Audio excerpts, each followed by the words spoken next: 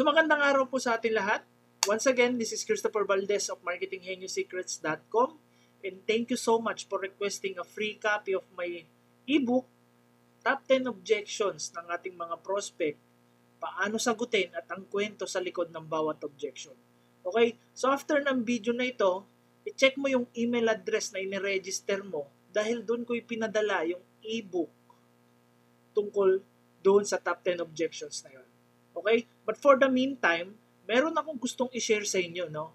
Alam niyo po ba sa pagsagot ng lahat ng mga objections, meron lang 3 simple steps na dapat tayong sundin? Ang tawag po rito ay takikweno, tanong, kinig, tsaka kwento. So yung una po, yung step 1 is tanong. So dito, kaklaruhin mo o tatanungin mo sa iyong prospect kung ano ba yung ibig niya sabihin doon sa objection niya. Okay? Step 2 po, kinig. So dito naman sa kinig, pakikinggan mo ngayon kung ano ba yung ibig niyang sabihin or yung sagot niya doon sa tinanong mo sa step 1. Okay? And step 3, kwento. So dito sa kwento po, pwede niyong gamitin yung feel, felt, found method. Okay? And para mas maintindihan mo siya, magbigay tayo ng isang halimbawa. No? Halimbawa po si prospect.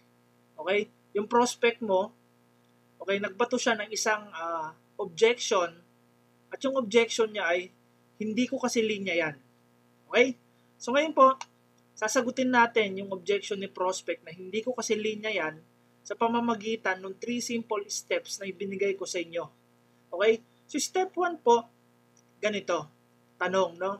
So ang gagawin mo, tatanungin mo siya. So ano, prospect, ano ba ang ibig mo sabihin nang hindi mo linya yan? Okay? And after nun, pupunta po tayo sa step 2. Pakikinggan mo ngayon kung ano ba yung ibig niya sabihin o kung ano ba yung sagot niya doon sa itinanong mo. Okay? So pwede nga sagot ni prospect ay ganito. Hindi kasi ako marunong magbenta at wala akong alam sa pagmamarket. Okay? So by this time po, alam mo na yung punto ng prospect mo, alam mo na yung ibig sabihin ng prospect mo na hindi siya linya ito. Tama? So this time, pupunta na tayo sa step 3, kwento. So tulad ng sabi ko, pwede nyong gamitin dito is yung feel, felt, found method. Okay? So, parang ganito po yung mangyayari. Feel. Alam mo prospect, naiintindihan kita. Second po, felt. Ganyan na ganyan yung nararamdaman ko nung nagsisimula pa lang ako. And third method, found. Pero alam mo kung anong na-realize ko? Na-realize ko na lahat ng kumikita ng malaki sa ganitong klase ng negosyo ay hindi rin nila linya ito. Pero dahil sa kagustuhan nilang magkaroon ng additional income at matulungan ng kanilang pamilya para umangat sa buhay, ay nilinya nila ito. Ikaw, kaya mo ba linyahin ang hindi mo linya para magkaroon ka ng additional income at para matulungan mo ang iyong pamilya? So that's it po. Ayan po yung 3 simple steps kung paano sagutin yung kahit anong objection na ibato ng prospect mo. Okay? Step 1, tanong. Step 2, kinig. And step 3, kwento. Okay? So I hope po meron kayong nakuhang value sa short video na ito. And kung meron kayong nakuhang value dito, okay, I would like to invite you doon sa aming private community page sa Facebook.